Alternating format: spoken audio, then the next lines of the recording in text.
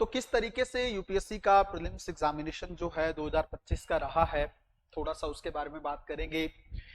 कैसे क्या कंडीशन जो है जो एस्पिरेंट्स की रही है उसके बारे में बात करेंगे। आप लोगों को अगले साल या उससे आने वाले साल के लिए किस तरीके से तैयारी करनी, उसके बारे में चीजें हम लोग समझेंगे। अच्छी और बुरी दोनों चीजों को समझने का प्रयास करेंगे।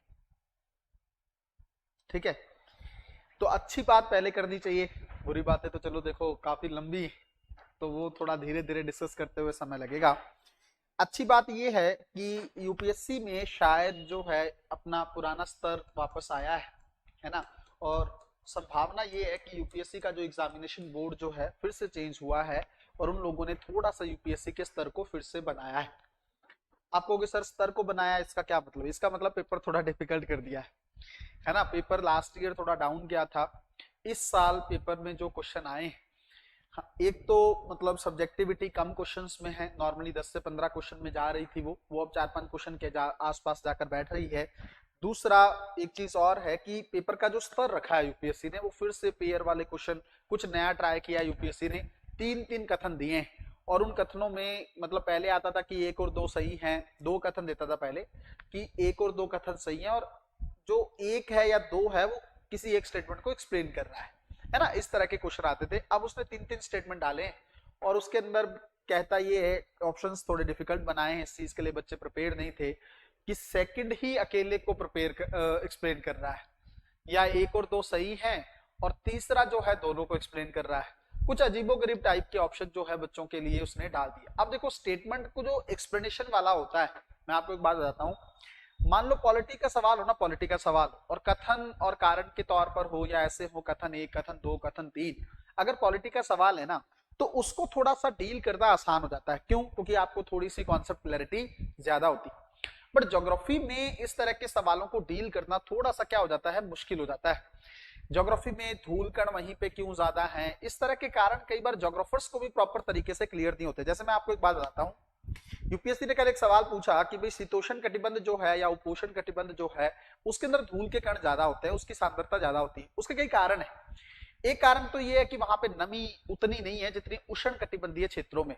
क्यों? क्योंकि विषुवत वाले जो क्षेत्र हैं, इक्वेटर वाले जो क्षेत्र हैं या उष्ण कटिबंधीय वाला जो क्षेत्र है, यहाँ पे बारिश ज्यादा होती है। क्यों ज्यादा होती है? मैंने कई बार बताया, यहाँ पे हवाएं गर्म होती हैं, गर्म हवा ऊपर की तरफ जाती है, समुद्र से नमी लेती है और सारा रोज डेली जो है इक्वेटर वाले क्षेत्र में बारिश होती है। उसके कंपैरेटिवली शीतोष्ण कटिबंध में बारिश थोड़ी सी कम होती है, एक तो ये कारण है। दूसरा, वहां पे मरुस्थल ज्यादा पाए जाते हैं। तीसरा, वहां की मिट्टी ऐसी है जो धूल को क्रिएट करती है। विषुवत वाली मिट्टी थोड़ी जमी हुई है, वहां की मिट्टी थोड़ी भुरभुरी कह सकते हो आप, जिससे धूल क्रिएट होने की संभावनाएं बढ़ जाती है। चौथा, वहां पे पछुआ पवनें चलती हैं जो शुष्क पवनें। तो ऐसी कंडीशन में वहां पे क्या क्रिएट होता है? धूल, जिसको आप डस्ट पार्टिकल्स के तौर पर जानते हैं। अब ये कारण तो मुझे लगता है कि बच्चों के आसपास भी नहीं, क्योंकि एज ए टीचर तो चलो मैं हर कंडीशन में आपको बता सकता हूँ कि वहां पे ये चीज, लेकिन एग्जामिनेशन हॉल में इस चीज को थोड़ा सा प्लस करना थोड़ा सा मुश्किल है। मैंने क्रैश कोर्स में ये स्टेटमेंट जरूर लिखवाया था। क्रैश कोर्स के अंदर अभी जो उस दिन हुआ उसके अंदर हूबहू मैंने ये स्टेटमेंट लिखवाया था कि धूल कण जो है ज्यादातर कहाँ पे होते हैं? उपोष्ण कटिबंध या शीतोष्ण कटिबंध में कंपैरेटिवली ज्यादा होते हैं। एक तो ये चीज है। अच्छी खबर मैंने बताया कि पेपर का स्तर बढ़ा है तो उससे क्या होता है ना, कट ऑफ कम होने लगती है और कट ऑफ का कम होना आपके सिलेक्शन के चांसेस को क्या कर देता है? बढ़ा देता है। जो सिंसियर एस्पिरेंट होते हैं ना, सिंसियर एस्पिरेंट, वो एंटर करते हैं अंदर की तरफ। और जो ये तुक्के वाले होते हैं, जो या जिन्होंने स्टेट पीएस पढ़ा होता, पिछले 2024 में क्या हुआ ना, स्टेट पीसीएस वालों के जलवे हो गए। क्यों? फैक्ट बहुत पूछा था यूपीएससी, तो वो लोग एंटर कर गए और बाकी लोग क्या हो गए? बाहर हो गए। अब जो है जेन्युइन एस्पिरेंट जाएंगे। और एक बात मैं और आपको बता दूं, इसको अच्छा मान लो बुरा मान लो, अगले 5 साल अब यही बोर्ड रहने वाला है।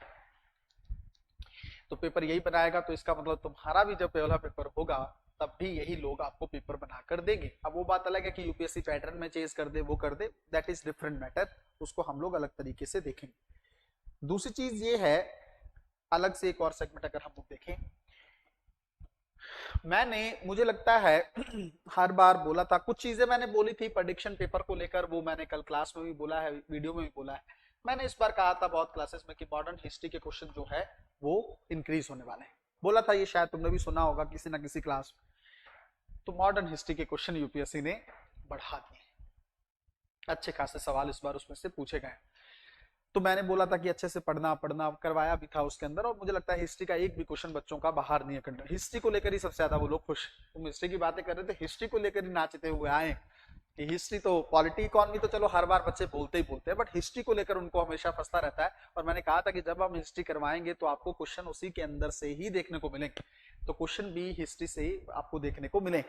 पॉलिटी इकोनॉमी तो चलो मेरा एक कोर सब्जेक्ट है, तो उसमें से बच्चों ने मुझसे बहुत बार पढ़ा होता है, तो वो तो चीजें चलो बाहर आती नहीं। पॉलिटी में राष्ट्रपति की क्षमतान की शक्तियां, अध्यादेश, ये सब मैंने पढ़ा है, सब कुछ मैंने पढ़ा है।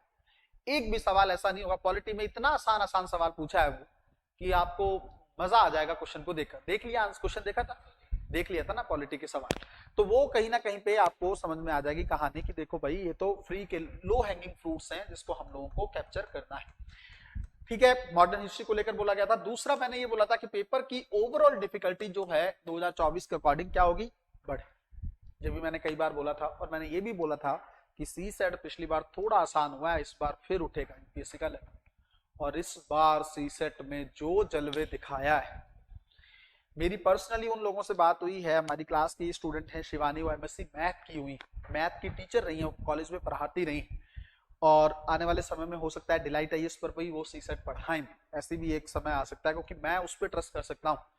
उसको सी सेट बहुत अच्छे से आता है, उसका स्तर बहुत अच्छा है, क्योंकि वो खुद कॉलेज में एमएससी मैथ पढ़ाई। अब एमएससी मैथ इस बच्चे ने किया हो, वो कह रही है कि सर कोई भी मैथ का क्वेश्चन ऐसा नहीं था जो 1 से 1.5 पेज से कम में सॉल्व हो। इतना बड़ा सॉल्यूशन करना पड़ रहा था उसका तो सीसेट बहुत अच्छा है, कोई प्रॉब्लम नहीं। उसका जीएस में शायद थोड़ा बहुत ऊपर नीचे हो सकता है, लेकिन सीसेट में उसके बहुत अच्छे नंबर। और वो बोली कि सर जब से आपने कहा था ना पिछले 1-1.5 साल से सीसेट को, मुझे लगता है सबसे ज्यादा मैंने बोला है सीसेट को लेकर। वीडियोस में भी अगर आप देखोगे हर चौथे पांचवी वीडियो मेरी सीसेट पे ही होती है, और क्लास में मैं ये कहता हूँ सबसे पहले सीसेट निकालो। तो उसने पूरा हूबहू कॉपी किया। वो कहते सर मैंने कोई टॉपिक छोड़ा ही नहीं मैथ, और जब नहीं छोड़ा तो मेरे को मैं तो सीसेट का आंसर ही नहीं चेक किया, मुझे लगता है को, वरना मतलब 99.99% सीसेट का रोना रहे, जीएस चेक ही नहीं कर रहे, जीएस चेक नहीं कर रहे। एक हमारे फ्रेंड भी हैं, वो भी मैथ में बड़े अच्छे रहे, है ना। एक टाइम पे जब हम भी तैयारी करते थे तो मैं उससे कई बार मैथ की चीजें पूछता भी था, क्योंकि उसका बड़ा दिमाग चलता है मैथ वैथ में, रीजनिंग। वो सीजीएल की तैयारी करता रहा है, तो उसको थोड़ा सा आसान लगता था। कल वो शायद एग्जाम देने गया, तो वो कह रहा है मेरे से सीसेट में कॉन्फिडेंस नहीं आ रहा है। मैंने कहा तुम्हें नहीं आ रहा है? बोले हाँ, तो कॉल आया था उसका रात में, और नींद मेरी कल बहुत से लोगों ने डिस्टर्ब की, क्योंकि वो तंग थे, और मेरे को बता के पता नहीं उनको क्या खुशी मिल रही थी, लेकिन वो मुझे बता रहे थे। तो मैंने उसको कहा कि अच्छा भाई तुम भी देने गए थे क्या? ये कहानी कहाँ से? बोले गया था देने, इस बार तबीयत मेरी खराब थी लेकिन मैं दे आया, बट मेरे को सीसेट में दिक्कत। मैंने कहा तुम कहोगे तो भाई दिक्कत वाली बात है ना ये। दूसरी चीज ये है, तो इसका मतलब सीसेट को बहुत अच्छे से तैयार करना पड़ेगा, बहुत ही ज्यादा अच्छे से तैयार करना पड़ेगा।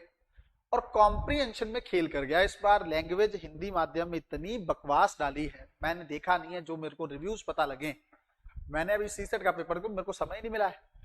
जीएस की जो आंसर की मैंने आपको दी है, इतनी एक्यूरेट मैंने उसको बनाया है, आप उसको चेक कर लेंगे। आपको लास्ट ईयर अगले साल यूपीएससी जो की जारी करेगी उसको मैच करिएगा, और सभी इंस्टीट्यूट की कीज को कॉपी लेके रख लीजिएगा। अगर आप लोगों ने ये काम नहीं किया तो मैं आपको बिना लाइसेंस की गन से उड़ा दूंगा। आपको ये चीज करनी चाहिए। अगले साल यूपीएससी की आएगी, मैच करिएगा आप कि कितने क्वेश्चंस आपके सटीक बैठ रहे हैं विद लॉजिक। बट उसकी को थोड़ा सा जो साइंस की चीजें थी, या जो उसके लिए थोड़ा सा टाइम देना होता है, करंट अफेयर की खोजने होते हैं सोर्सेज। तो पेपर तो मैंने तुरंत ही सॉल्व कर लिया था, कोई खास उसमें दिक्कत थी नहीं। अब एज ए टीचर मैं तो कह ही सकता हूँ कि पेपर आसान था, तो उसमें बात नहीं। बट बात ये है कि बच्चों के पॉइंट ऑफ व्यू से मैं ज्यादा सोचता हूँ कि जिसने क्वेश्चन को जितने कूल तरीके से अटेम्प्ट किया, वो वहां पे हालात खराब हो जाते हैं एग्जामिनेशन हॉल में। आती हुई चीजें भी बच्चे गलत करके आते हैं, और किया भी है कल उसने। रानी कह रही कि सर आपको बताकर अलग ही लेवल का सुकून मिलता है। चलिए अच्छी बात है रानी, सुकून कहीं से तो मिलना चाहिए, है ना। कुछ लोगों ने मेरा सुकून छीना हुआ है, और कुछ लोगों को मुझसे सुकून मिलता है, तो ये तो अपनी अपनी बात है। तो एक सीसेट बहुत अच्छे से, दूसरा कॉम्प्रिहेंशन की लैंग्वेज जो दी। अच्छा देखो, जीएस का पेपर भी जो हिंदी में उसने लिखा है, उसके अंदर ट्रांसलेशन की बहुत प्रॉब्लम। अब ये एक बड़ा गंदा काम हुआ है यूपीएससी में, नेगेटिव चीज है कि भाई जो जो क्वेश्चंस का वो सेगमेंट हुआ है, क्वेश्चंस को अगर आप देखेंगे जो लिखा गया है हिंदी में खास करके, उसके अंदर प्रॉब्लम। इंग्लिश वाला पेपर थोड़ा आसान लग रहा है, और कॉम्प्रिहेंशन में तो एकदम ही मतलब उसने लैंग्वेज का दिक्कत कर दिया है। इसका मतलब आप कॉम्प्रिहेंशन के भरोसे सीसेट में तो खास करके अगले साल नहीं जा सकते हैं। ये बात तो मैंने भी आप लोगों को बोला था, आप लोगों को मैथ और रीजनिंग के बेस पे ही पेपर जाना होगा। अगर हो पाएगा तो यूपीएससी निकल जाएगा, अगर नहीं होगा तो आप छोड़ दीजिए इस लाइन को, फिर आप कुछ और ट्राई करिए। और अगर सीसेट किसी का अच्छा है तो उसको परेशान होने की जरूरत नहीं है, जीएस में आपको थोड़ा सा काम और करना पड़ेगा। कुछ कमियां रही, संस्थान कुछ चीजों को हैंडल नहीं कर पाया, वो तो मैं एक्सेप्ट भी करूंगा। करंट अफेयर वाला जो सेगमेंट था वो मैंने हालांकि 2 साल पहले तो आप लोगों को कई किसी और प्लेटफॉर्म से रेगुलर करवाया था, लेकिन जिन बच्चों ने वो भी प्रॉपर किया होगा तो उनको तो करंट अफेयर में ज्यादा दिक्कत नहीं आई होगी। बहुत सारे सवाल उसी में से थे। जिन्होंने आईआर किया था, मैंने ब्रिक्स के बारे में बोल रखा था, 100% क्वेश्चन आया था और आया। मैंने बोला था आपको बीम स्टैक को लेकर 100% क्वेश्चन दिखेगा, वो भी आपको दिखा। मैंने नॉर्थ अटलांटिक नाटो की जिक्र किया था, वो सब कुछ पेपर में। एंडीज वाला मैपिंग वाला मैंने मेंटरशिप में 3 से 4 बार वो सवाल क्लास में पूछा है कि एंडीज पर्वत वाला जो है वो कितने देशों से होकर गुजरती है, तो वो सवाल यूपीएससी ने सटीक एक बार पूछा है। और मैंने ये भी बोला था कि इस बार यूरोप पूरा न्यूज में है, तो आपको यूरोप को अच्छे से पढ़ना है ना। तो वो सवाल भी यूपीएससी ने पूछा है कि कौन कौन से लोग जो हैं यूरोप, वही नाटो के साथ जोड़कर ही चीजें पूछी।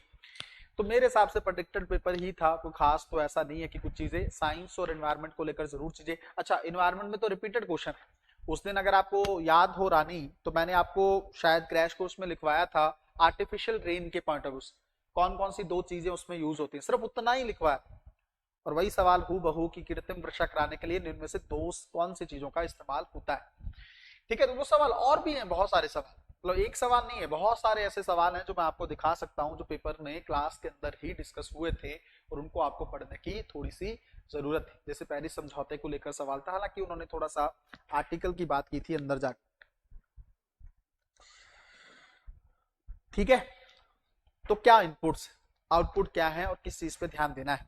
पहली बात तो आप में से तो शायद मुझे लगता है किसी ने नहीं दिया, और जो लोग यूट्यूब पे इस वीडियो को देखेंगे आपके लिए मेरी एक बात है कि कट ऑफ का जो आप लोग कल से मेरे को बार बार पूछ रहे हैं, सर बता दीजिए कितना रहने वाला है, तो उसको लेकर शाम में वीडियो आ जाएगी, है ना।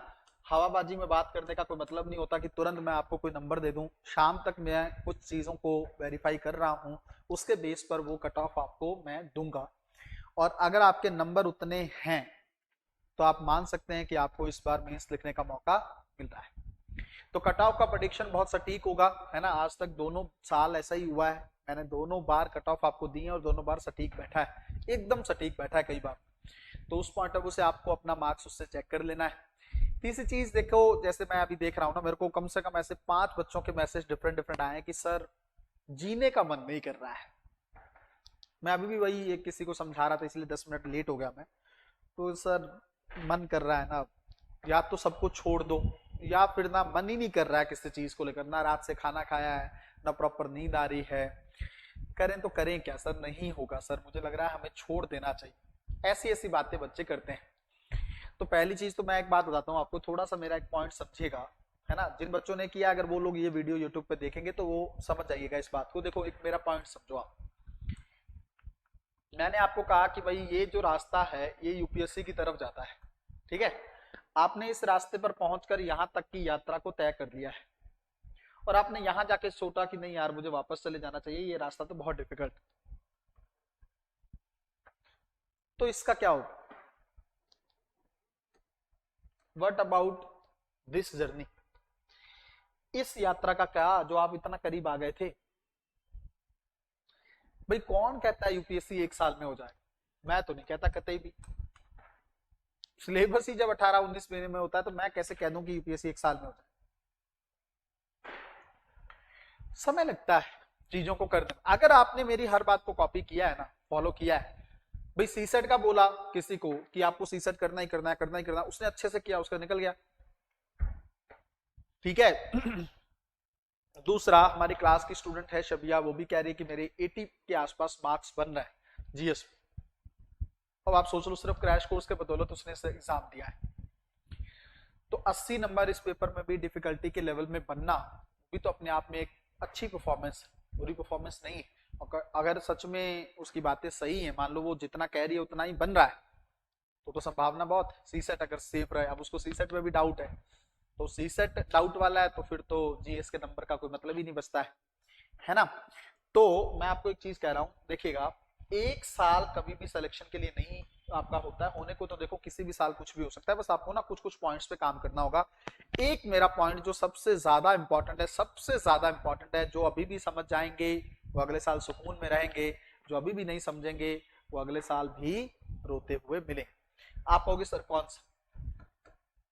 ये बात अब आप लोगों को मेरी मजाक तो लगती थी, पर अब थोड़ा सीरियस होकर सुन लेना, क्योंकि समय खराब होता चला जाएगा, मिलेगा नहीं कुछ। फोकस को बहुत ज्यादा बढ़ाना पड़ेगा। आप अगर ये सोच रहे हो ना, ध्यान से मेरी बात समझना, कि मैं मजे भी लूं जिंदगी के और मैं पढ़ भी लूं, तो यूपीएससी तो आपको कह रहा है, जैसे मैंने आपको कहा ना कि हो सकता है कि आप अपने जीवन में, इस जीवन में किसी लड़के या लड़की से, अगर आप लड़का हैं लड़कियां जो भी हैं, आप किसी इंसान से प्यार करें ना, तो वो एक कदम पर आपकी बेवफाई को एक्सेप्ट कर ही ले। आपने कुछ गलत किया और आप माफी मांगते रहे, मांगते रहे, मांगते रहे, और लास्ट के जीवन में जाके उसने आपको माफ कर ही दिया। चलो कोई बात नहीं, होगी गलती तो माफ कर ही देते हैं लोग, बट यूपीएससी बेवफाई को एक्सेप्ट, वो कहता है मुझसे प्यार मतलब मैं ही होनी चाहिए। ये नहीं कि तुम मुझसे भी, मुझे भी पाना चाहते हो और तुम कहो कि नहीं मैं एंटरटेनमेंट भी करूं, मैं घर पे भी जाऊं 10-10 बार, मैं इंजॉयमेंट भी करूं, मैं घूमने भी चले जाऊं, मैं खाटू श्याम भी चला जाऊं, लद्दाख भी होके आऊं। ये तो उसको कतई बर्दाश्त नहीं। आप कहोगे सर नहीं जा सकते क्या घूमने फिरने? टाइम दे सकते हो, बट अगर यहां रह के प्रॉपर फोकस किया है, ये होता है कि 3 महीने में आप 2-4-5 दिन के लिए थोड़ा फ्रेश होने के लिए चले गए। अगर आप यहां रह के भी चीजें नहीं कर रहे हो, घर रहने के बाद, क्लास करने के बाद भी आपका अंदर फोकस नहीं है, फोकस तो मैं कह रहा हूं इसको तो इतना ज्यादा बढ़ाना पड़ेगा ना, जैसे अभी पेपर पूछ रहा है हर छोटी सी छोटी माइन्यूट, और ईश्वर ने अगर चाहा तो अगले महीने से हम लोग रेगुलर जो है एडिटोरियल डिस्कशन को स्टार्ट करने वाले हैं। अनाउंसमेंट है, होपफुली ये धरातल पर संभव हो जाए। मैं पहले थोड़ा सा 1-आध महीने तक थोड़ा अभी फंसा हूं, 1 महीने तक शायद मैं थोड़ा स्टेबल हो जाऊंगा, उसके बाद फिर मैं आपसे डेली एडिटोरियल डिस्कशन को स्टार्ट करूं। तो जो पेपर में आता है, इंग्लिश पेपर खास करके, हिंदी के पेपर हम नहीं पढ़ते हैं, पढ़ना भी नहीं चाहिए, कोई एक आध पेपर देख सकते हो। इंग्लिश न्यूज़पेपर को ही हमें देखना है ना, जो इंडियन एक्सप्रेस है या द हिंदू है, इकोनॉमिक्स टाइम है, द मिंट है, ये वैसे पेपर हैं जिनके अंदर बहुत अच्छे अच्छे एडिटोरियल आते हैं, है ना, जिससे आपकी कॉन्सेप्ट की क्लैरिटी होती है। तो हम उन पेपर्स को जरूर पैरेलल डेली कितना कुछ करक्स निकलेगा। और मेरी कोशिश तो ये है बच्चे कि अगर आप एडिटोरियल डिस्कशन किसी का भी देखेंगे ना, किसी का, बड़े बड़े संस्थानों का, तो उनकी स्लाइड्स हिंदी में नहीं, उनकी स्लाइड्स किसमें? अंग्रेजी में। इंग्लिश में वो उठाते हैं, स्लाइड्स बनाते हैं और उसी में वो बोलते हिंदी में और पढ़ा देते हैं। इससे हिंदी माध्यम के बच्चे को खास बेनिफिट होगा नहीं। क्यों? हिंदी माध्यम का बच्चा और आलसी है, वो उसको पढ़ लेता है, उसको लगता है मेरे को समझना ही तो है। जब तक आप लिखोगे नहीं ना उस कंटेंट को, तब तक आपका काम नहीं होगा। भाई माइंड की कैपेसिटी है, कितना याद रख लोगे एक साल? कॉन्सेप्ट क्लियर है, चलो ठीक है भाई, ये समीकरण जो मैं बताता रहता हूँ कि भाई अमेरिका का ये पॉइंट चल रहा है, इसका ये पॉइंट, वो ठीक है, आपको थोड़ा बहुत समझ आए, बट जब लिखना होगा तब तो कंटेंट चाहिए ना। तो उस कंटेंट के पॉइंट ऑफ व्यू से मैं कोशिश ये कर रहा हूं कि आपको स्लाइड्स भी हिंदी में, ताकि आप जब उस डिस्कशन को करो तो आपको काफी ज्यादा उसको लेकर हेल्प रहे। और अगर वो 6-8 महीने भी चल गया अगले साल में, तो आपके जितने भी टॉपिक्स, चाहे वो पॉलिटी के हों, ज्योग्राफी के हों, सोशल साइंस के हों, ठीक है, जो भी है, इकोनॉमिक्स के हों, साइंस एंड टेक्नोलॉजी, एनवायरमेंट, वो सब उसके अंदर घूमते फिरते हर दूसरे तीसरे दिन आ जाए। वो 2 रजिस्टर, 1 रजिस्टर आपके बन गया, अलग से दे देंगे पीडीएफ, लेकिन नोट डाउन करके अपना रख लेना, ज्यादा जरूरी है। 2 रजिस्टर का पैसा मुझसे ले लेना, कोई दिक्कत नहीं है, और लिख खुद लेना, ताकि आपके नोट्स करंट अफेयर के प्रिपेयर हो जाए। फिर आपको ना ये लास्ट वाली दिक्कत नहीं रहेगी। अगले साल मैं कराऊंगा तो सही सारा करंट अफेयर, बट मैं एडिटोरियल में इतना करा दूंगा कि आपको कुछ और करने की जरूरत ही नहीं पड़ेगी। ठीक है, तो वो अगर पैरेलल चीजें, तो उससे क्या है, मैं क्या कह रहा था कि फोकस इतना रखो कि अपने आसपास जो कुछ भी घटित हो रहा है, कि भारत चौथी अर्थव्यवस्था बन गया है, कुछ भी ऐसा घटित हो रहा है तो उस चीज को लेकर आपको थोड़ा सा ध्यान रखना है। अवेयरनेस बहुत जरूरी है, कई सारे सवाल उसी से ही सही हो जाते हैं, कई सारे सवाल। और दूसरा, जब भी पढ़ो ना बहुत ध्यान से, सारे सवाल हिस्ट्री के अगर आप देखेंगे, चंद्रगुप्त द्वितीय वाला, वो नरसिंह वर्मन वाला, वो सब मैंने क्लास में लिखवा रखा है, ठीक है। रही बात जो सवाल साइंस एंड टेक्नोलॉजी के हैं, तो उसको लेकर थोड़ा सा काम करना पड़ेगा आप लोगों के पॉइंट ऑफ व्यू से। लाऊंगा अगले साल 30 से ज्यादा टॉपिक्स साइंस एंड टेक्नोलॉजी के, और एक भी सवाल आपको उससे बाहर नहीं दिखेगा, ये मेरी लगभग लगभग गारंटी रहेगी अगले साल। जैसे मैं आपको पॉलिटी, इकोनॉमिक्स, हिस्ट्री में जलवे दिखा रहा हूं ना, अगले साल आप यही जलवे जो हैं इन्वायरमेंट और साइंस एंड टेक्नोलॉजी में और करंट अफेयर में देखें। कोई भी बस एक प्रॉब्लम ये रही कि वन मैन आर्मी के तौर पर हमें काम करना पड़ता है, मेरी टीम कोई उतनी अच्छी है नहीं, है ना, मेरे लोग कुछ खास अच्छे, मेरे स्टूडेंट कोई उतने अच्छे नहीं, तो मैं तो आपको पता है कि सब कुछ मुझे करना पड़ता है। और वही होता है कि अगर सारा काम एक ही बंदे पे हो ना, तो फिर कहीं ना कहीं पे तो क्वालिटी कॉम्प्रोमाइज लास्ट में जाके हो ही जाती है। तो वो हम लोग करेंगे नहीं। इस साल हम लोग टाइम से शुरू करेंगे। डिलाइट आईएएस पर मेंटोरशिप प्रोग्राम जो है एक रीडिफाइन तरीके से शुरू होगा, जिसके अंदर एक टारगेटेड अप्रोच से हम लोग चलेंगे, ताकि हम लोग मार्च और अप्रैल के पॉइंट ऑफ व्यू तक सब कुछ कर लें, ठीक है। और इस मेंटोरशिप प्रोग्राम को मैं थोड़ा सा, मेरे को एक आध दिन का समय दे दीजिए, मैं इसको डिजाइन करने वाला हूँ। एसए को लेकर बैच अनाउंस हो चुका है, तो भैया आप अपने आप को इनरोल करवा लीजिए उस चीज में, है ना। एसए वाला जो बैच है, जो फाउंडेशन वाले बच्चे हैं, मैंने पहले ही बोला था, एसए के पॉइंट ऑफ व्यू से आपको जो है वो बैच लेना होगा। बाकी जो जीएस के सभी सब्जेक्ट हैं आपके, जैसे आपका वो है, क्या नाम है, डिजास्टर मैनेजमेंट, ये उसका भी कॉम्बो बैच आ रहा है 5 सब्जेक्ट का, वो सब आपको फ्री एक्सेस मिलेगा, उसके अंदर प्रॉब्लम नहीं है ना। तो वो आपके पास फ्री अवेलेबल रहेगा, लेकिन एसए के पॉइंट ऑफ व्यू से आपको चीजें लेनी होंगी, ज्वाइन करना होगा, और बाकी जो चीजें हैं वो आपको पैरेलल उसके अंदर साथ में मिल जाएंगी। मेंटोरशिप प्रोग्राम थोड़ा सा रीडिफाइन तरीके से मैं करता हूं, मैं एकदम क्लासेस के फॉर्म में ही उसमें चलूंगा। मैंने अब ये सोच लिया है कि मेंटोरशिप में टेस्टिंग तो चलो जो है हम लोग प्री और मेंस की करेंगे ही करेंगे, प्री प्लस मेंस की टेस्टिंग होगी, बट मैं थोड़ा सा एक टाइम लिमिट के पॉइंट ऑफ व्यू से उस चीज को करना चाहता हूं कि अगर हम लोग मान लो 20 से 30 क्लास कर रहे हैं पॉलिटी में, तो फिर उसके बाद पॉलिटी में कुछ भी और बचे ना, ऐसे प्रॉपर क्लासेस लेके चलना होगा मुझे कि 30 क्लास पॉलिटी और 30 क्लास हिस्ट्री, उसके अंदर आपका कॉन्सेप्ट भी हो जाए, उसके अंदर आपकी टेस्टिंग भी हो जाए, और उसी 30 क्लास में सारी एनसीईआरटी में आपसे पढ़ा दूं। मुझे ऐसे थोड़ा सा एक रीडिफाइन तरीके से मेंटोरशिप प्रोग्राम को लॉन्च करना है, और वो प्रोग्राम आपका 101% आपके लिए बहुत ज्यादा बेनिफिशियल रहेगा। जो लोग अगले साल एग्जाम देने वाले हैं और जिनको बाद में भी देना है, वो भी सोच सकते हैं, क्योंकि उससे ना आपकी पूरी तैयारी हॉलिस्टिक तरीके से हो जाएगी। फाउंडेशन तो हम लोग कर ही रहे हैं, इसमें हम लोग एक एक करके सारे सब्जेक्ट लेंगे, जो फाउंडेशन है वो हम लोग एक एक करके सारी चीजों को बहुत अच्छे से करेंगे, लेकिन बाकी जो चीजें आप लोग पैरेलल, जो मेंटोरशिप वाला सेगमेंट है, थोड़ा टेस्टिंग। देखो बच्चों, कल जो मुझे सबसे ज्यादा प्रॉब्लम बच्चों में लगी, या जो इशू मैंने हमेशा ही बोला है, जब तक आप क्वेश्चन को अटेम्प्ट करने का तरीका नहीं सीखेंगे ना, तब तक आपको दिक्कत होगी।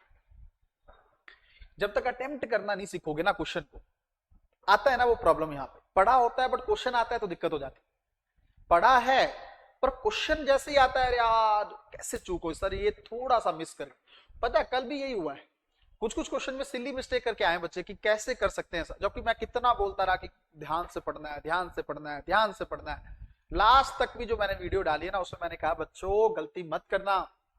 अब मान लो कई बच्चे ऐसे वो जो कह रहे हैं कि 8 सवाल तो सर सिली मिस्टेक से गलत हुए, और जिसके मान लो 70 नंबर बन रहे हैं और 16 यहां से ऐड हो जाए, तो उसके नंबर कितने हो गए, 86।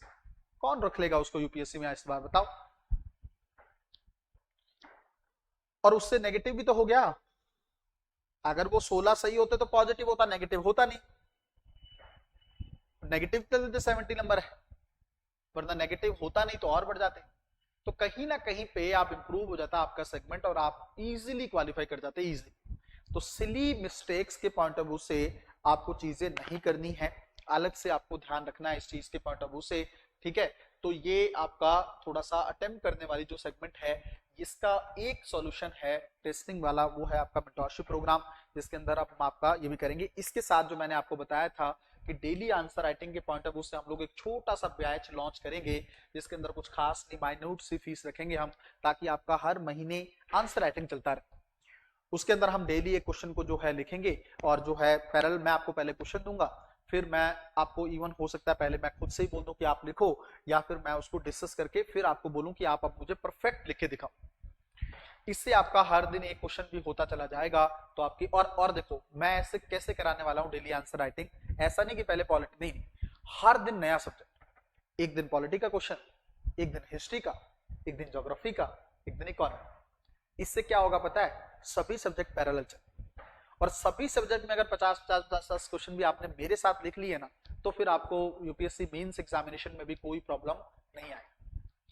हम लोगों को ये जरूर होता है कि पहले पॉलिटी कर देंगे चलते हैं, वो कई बार क्या पॉलिटी लंबा टाइम ले लेता है, हिस्ट्री अब मैं वैसा करूंगा ही, पॉलिटी एक दिन, history, geography, economy, environment, science, tech, जितने भी हैं हम लोग पैरेलल लेने की कोशिश करें।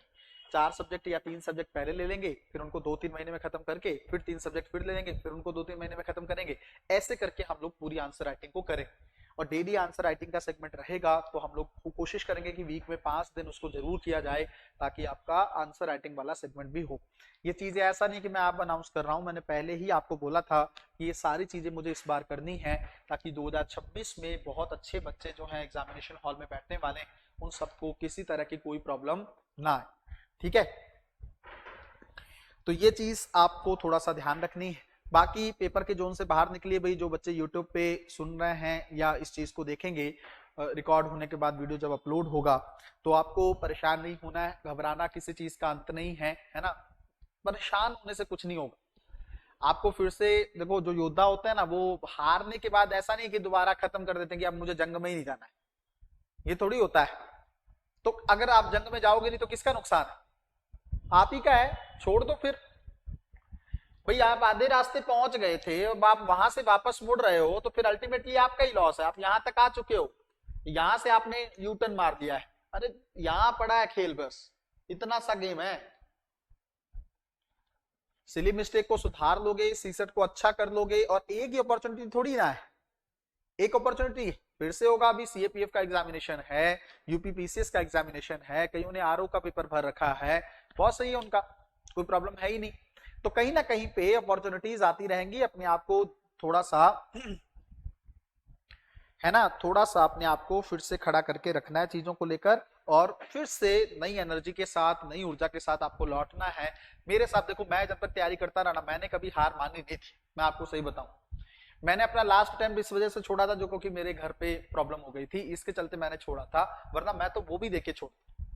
और मुझे कई बार लगता भी है कि जब इतना रुके थे तो 1 साल और दे ही देना चाहिए, है ना। लेकिन वो थोड़ा सा सिचुएशन वैसी हो गई थी कि मैं नहीं दे पाया, और ईश्वर ने चाहा तो शायद कभी वो खेल फिर से खेला जाए। लेकिन आप लोग इस चीज के लिए रेडी रहो, फिर से लौटना है। बिल्कुल मन को जो है परेशान करने 1 आध दिन 2 दिन लगेगा। कुछ अभी मीम्स भी इस तरह के डल रहे हैं, लोग लगे हैं डाल के कि अकेले बैठे हैं, सैड सॉन्ग लगा के सुन रहे हैं, लगेगा तो दिल टूटता है, तो होता ही है ना। उम्मीदें इतनी थी आपकी कि हम मेंस की तैयारी करेंगे, हम इस साल ये करेंगे, हम वो करेंगे, हमारा सपना पूरा हो जाएगा। अगर वो उम्मीद टूटती है तो कहीं ना कहीं पे दिक्कत का सामना आपको करना पड़ता है। तो थोड़ा सा कोई दिक्कत नहीं है, अगले फिर से ये उम्मीदें बन सकती हैं अगर आप तैयारी को अच्छा कर लो। देखो सॉल्यूशन है नहीं कोई, सॉल्यूशन एक ही है कि आपकी सक्सेस, आपकी सफलता आपके फोकस से तय होगी। आपको गलतियां सुधारनी होगी और काम करना होगा, और है ही नहीं कुछ। छोड़ के करोगे क्या, मुझे तो ये नहीं समझ आता क्या करोगे छोड़ के। मैं आपको बाकी रास्ते अब आपके बंद करने वाला हूं। क्यों बंद करने वाला हूं, क्योंकि मैं उसके अंदर आपको बता देता हूं। देखो, अगर आप ये सोच के बैठे हो कि यूपीएससी में अगर आपने इंटरव्यू दे दिया है और आप कहीं किसी जगह डायरेक्टर बन जाओगे या वो कर जाओगे, आजकल वहां पे भी कंपटीशन है। दूसरा, अगर आपने ये सोचा कि नहीं हम कोचिंग पढ़ाने लग जाएंगे, तो इसमें भी बहुत ज्यादा कंपटीशन है ना। आप अपने आप को स्टेबल करना बहुत मुश्किल है भाई। इतना अच्छा कंटेंट देने के बाद हमारा संस्थान अभी प्रॉपर तरीके से स्टेबल नहीं हो पा रहा है, तो फिर आप तो अपने आप को इमेजिन करके देखो, कोई रास्ता नहीं है, रास्ता एक ही है, बड़ा आसान है। यूपीएससी से आसान पेपर नहीं है प्रोसेस के पॉइंट ऑफ व्यू से, बस आपको थोड़ा सा सिस्टमैटिक तरीके से काम करना होगा, और एग्जामिनेशन हॉल में गलतियां नहीं करनी है। अगर वहां जाके सिली मिस्टेक करके आओगे, फिर खुद के जिम्मेदार खुद हो आप, मैं नहीं। मैंने हर वीडियो में बताया हर चीज, कॉमन सेंस से कैसे क्वेश्चन को डील करना है, किन किन चीजों पे रिवाइज करना है, कैसे पढ़ना है, सब कुछ पता। मैंने अगर मान लो बातों बातों में भी नाटो बोल दिया ना, तो आप समझ लो सर के मुंह से नाटो निकला कैसे। ये होनी चाहिए तैयारी, मेरे मुंह से निकल जाए ना नाटो, तो आप इसका तो आज मैं पूरा क्या कर दूंगा, एक्सरे कर दूंगा आज घर जाके। ये नाटो कैसे निकला सर के मुंह से? कुछ तो कहानी हुई होगी जब नाटो आया जुबान। मैंने अगर बोल दिया अटलांटिक संधि कुछ भी किसी चीज को कि आर्कटिक वर्ड जो है अच्छा आर्कटिक सर्कल वाला सेगमेंट आ गया पेपर में, तो कहीं ना कहीं पे अगर आप देखेंगे तो अगर कुछ निकल गया ना मुंह से, तो आप पकड़ लो कि हाँ मैंने कह दिया कि हिल्स आपको सारी पढ़नी, तो आप कहो कि भाई है ही कितनी, हिमालय है, एंडीज है, और उसके अंदर आल्प्स पर्वत है, ये 4-5 तो हैं जो मेन है, वही एंडीज आपके पेपर में है। जो निकल जाए ना बस उसको अपना तुरंत किया, आज अगर चाहे सर ने इस पे स्पेशल फोकस किया है चाहे नहीं किया, इनके वर्ड निकल गया ना, अब मैं इसको प्रॉपर अपना घर जाके आज कितने वर्ड निकलेंगे मेरे मुंह से, जो निकल जाए बस इतना शार्प माइंड होना चाहिए कि आज इन्होंने अगर अब मौलिक अधिकार बोला था, सीधे सवाल आए उसमें से। अध्यादेश मुझे नहीं लगता कि जैसे मैं पढ़ाता हूं ना अध्यादेश वैसे किसी ने पढ़ाया हो। हमेशा मैं अध्यादेश आते ही जो क्या होता है अध्यादेश बताओ, और वही यूपीएससी ने पूछा, पता है ये कहानी मैंने बताई थी कि नहीं बताई थी आपको, कि भाई अध्यादेश के अंदर वही सीमाएं होती हैं जो एक कानून पर सीमाएं होती हैं। एक कानून मौलिक अधिकारों का उल्लंघन नहीं कर सकता तो अध्यादेश भी नहीं, वही सेम स्टेटमेंट सेकंड में लिखा हुआ। अध्यादेश के माध्यम से किसी कानून, केंद्रीय कानून को बदला जा सकता है, बदला जा सकता है, और अध्यादेश पूर्व पहले से प्रभावी हो सकता है भाई। जब कानून पहले से प्रभावी हो सकता है तो अध्यादेश क्यों नहीं हो सकता, ये सवाल है। और कई लोग जो है ऑर्डिनेंस के पॉइंट ऑफ व्यू से समझते नहीं। गवर्नर की तो ये डिस्क्रिप्शन पढ़ रहे थे ना अभी, आ गया सवाल गवर्नर का विवेक को लेकर, तो उसमें उसी दिन लिखवाया, अनुच्छेद 153 लिखवाया था उस दिन गवर्नर पे। गवर्नर की विवेकाधीन शक्तियों में अनुच्छेद 153 लिखवाया होगा, मैं वही पूछा है। और देखो एक स्टेटमेंट यूपीएससी ने क्या पूछा कि भाई राष्ट्रपति जो है किसी एक बिल को बिना गवर्नर के भेजे भी अपने लिए आरक्षित कर सकता है, बिल्कुल कर सकता है, स्पेसिफिक प्रोविजन नहीं है कहीं, लेकिन अगर ये पॉइंट भी लगाते कि केंद्र सरकार की पावर है, कुछ भी कर सकती है वो। मैंने आपको कितनी बार बताया कि भारत में अगर आप व्यवहारिक रूप से देखोगे या सैद्धांतिक रूप से देखोगे तो आपको सुप्रीम कोर्ट सबसे पावरफुल लिखेगा, क्योंकि अनुच्छेद 142 के तहत वो कुछ भी कर सकता है। बट मैं कहता हूं व्यवहारिक रूप से देखोगे तो कौन प्रभावी, केंद्र सरकार। क्यों? सुप्रीम कोर्ट के डिसीजन को इंप्लीमेंट कौन करवाए, तो केंद्र सरकार जब भारत में सबसे प्रभावी है तो वो क्या नहीं कर सकती फिर। और फिर राष्ट्रपति की क्षमता शक्तियों में कह रहा है कि केंद्र सरकार की मर्जी के बिना कर सकता है, वो कर सकता है क्या? मंत्रिपरिषद के बिना कैसे यूज कर लेगा क्षमतान की शक्तियां वो तो मैंने बोला ही है। और ये भी बोला कि यहां पे आके भी सुप्रीम कोर्ट नहीं मान रहा है, मैंने कहा था उस दिन कि इसको भी न्यायिक समीक्षा कर सकता है, बट हर कंडीशन, पूरी पावर नहीं है। अगर लगेगा कि राष्ट्रपति का निर्णय दुर्भावना, और मैंने हंसी भी बनाई थी इस चीज को लेकर, अगर आपको याद हो, मैंने सुप्रीम कोर्ट की इस बात को लेकर इतना हंसी मजाक बनाया कि यार सुप्रीम कोर्ट यहां भी नहीं मान रहा। क्या कहता है, अगर दुर्भावना पूर्ण हुआ राष्ट्रपति का डिसीजन तो मैं चेक करूं, अगर, इसका मतलब 100% नहीं, जब होगा तब। और वही उसने एक वर्ड लिख दिया कि इस मामले में सीमित न्यायिक समीक्षा है, लिमिटेड है। बच्चे उस पर, अरे सर सीमित थोड़ी है, अरे यही लिमिटेड ही है, पूरी नहीं है जुडिशियल रिवोक पावर। यदि करके आ रहा है उसमें कि अगर ये डिसीजन दुर्भावना पूर्ण हुआ तो हम चेक करें।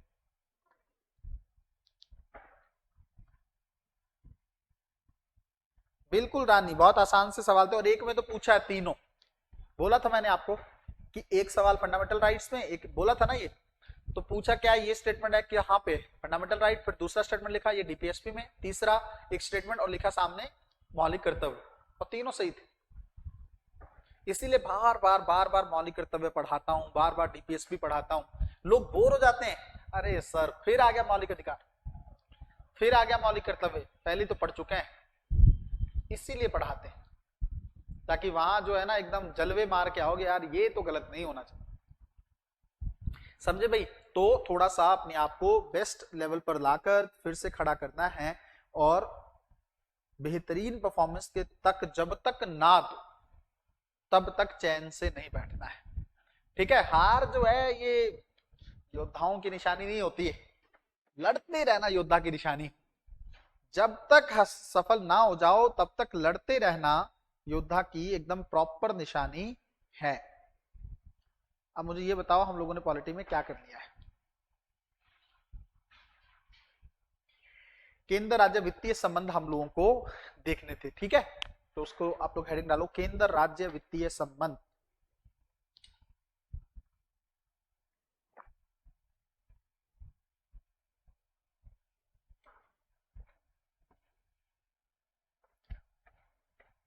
केंद्र राज्य वित्तीय संबंध संविधान के भाग 12 में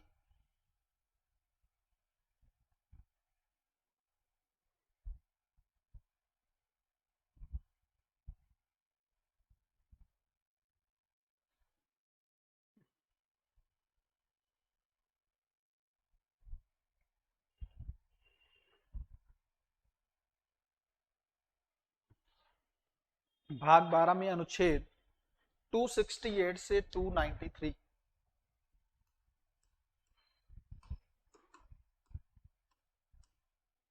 268 से 293। और देखो ना कितनी बार वो बुक बता रखी है, रोज एक अनुच्छेद पढ़ लिया करो ना। अनुच्छेद पढ़ोगे तो पॉलिटी और क्लियर होती चली जाएगी। रोज अपना बस कुछ नहीं हो, अनुच्छेद देखो उसके अंदर थोड़ा सा देखो, ज्यादा मत डिटेल में पढ़ो, बस पढ़ लो उस अनुच्छेद के अंदर क्या है। रोज एक अनुच्छेद पढ़ोगे, रोज एक साल में प्रॉपर पूरा संविधान पढ़ लोगे। बता रखी है किताबें, फिर फॉलो नहीं करते तो फिर मैं भी क्या करूं, फिर बताओ। अब तुम लोगों की जगह एग्जाम देने तो नहीं जा सकता ना।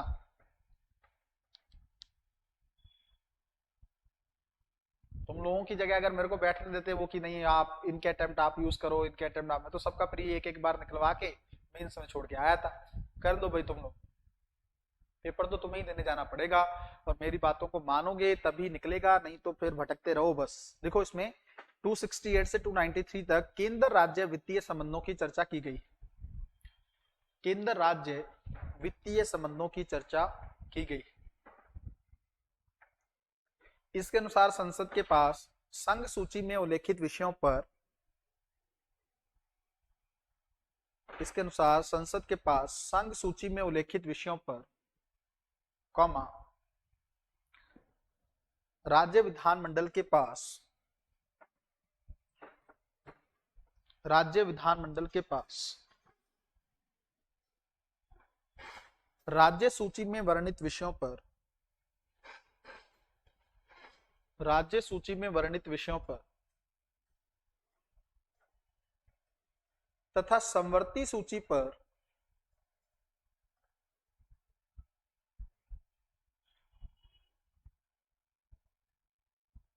समवर्ती सूची पर संसद और राज्य विधानमंडल दोनों को कर लगाने की शक्ति प्राप्त है। संसद और राज्य विधानमंडल दोनों को कर लगाने की शक्ति प्राप्त है।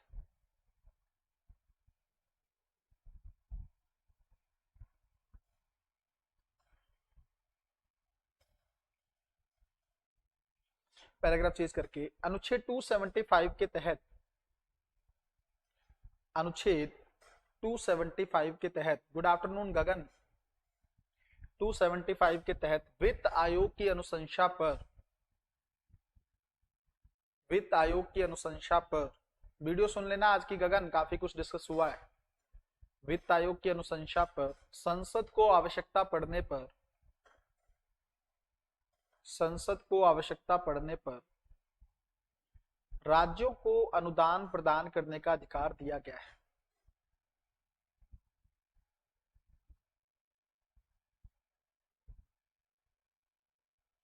राज्यों को अनुदान प्रदान करने का अधिकार दिया गया है।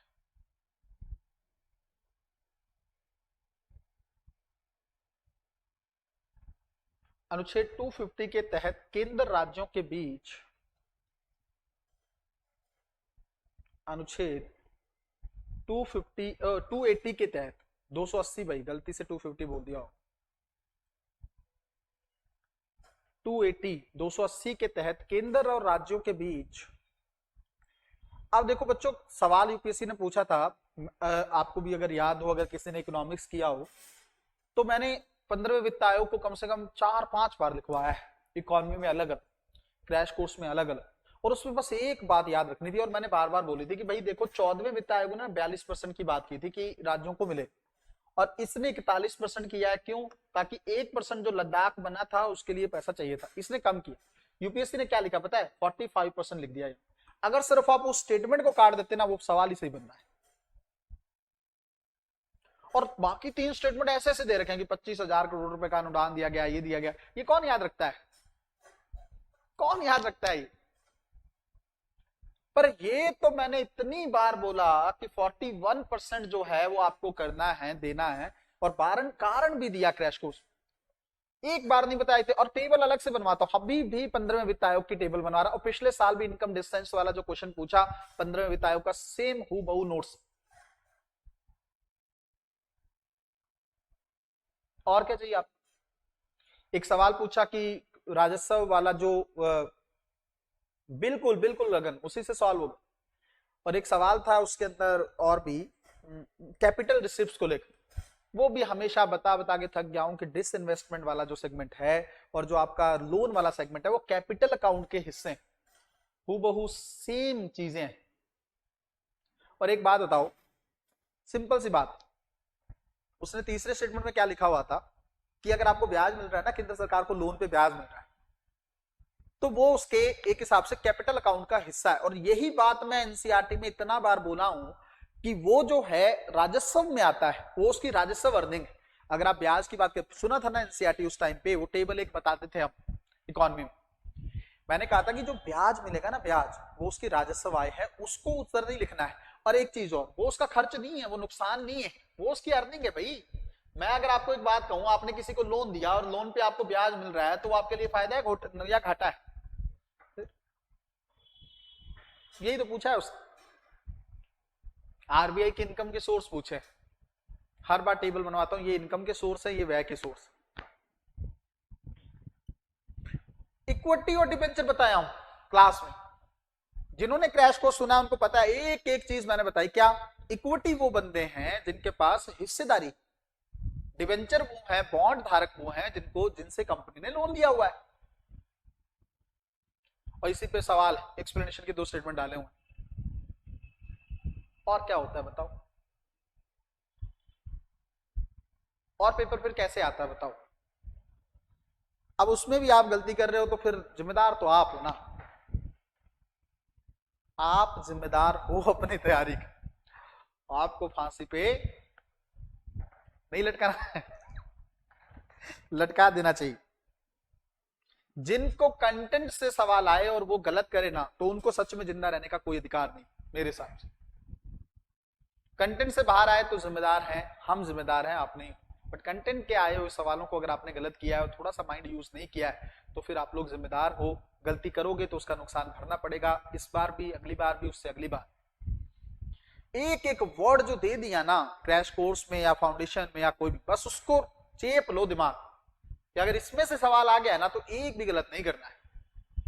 हिस्ट्री के नोट्स उठा के देख लो आप, अभी तो मॉडर्न हिस्ट्री जो है फाउंडेशन में नहीं हुई है, क्रैश कोर्स में मैंने करवाई। और हिस्ट्री के ही आप रिव्यूज पढ़ेंगे कि सर पॉलिटी इकोनॉमी तो बच्चे बोलते ही बोलते हैं, शुरू से ही बोलते हैं, बट हिस्ट्री वाली चीजें और ज्योग्राफी वाली चीजें कब, वो भी आप देखेंगे तो आपको देखने को मिलेगा। ठीक है, और उतने से आपका बन रहा है पेपर, कट ऑफ तो जानी नहीं है इस बार कुछ।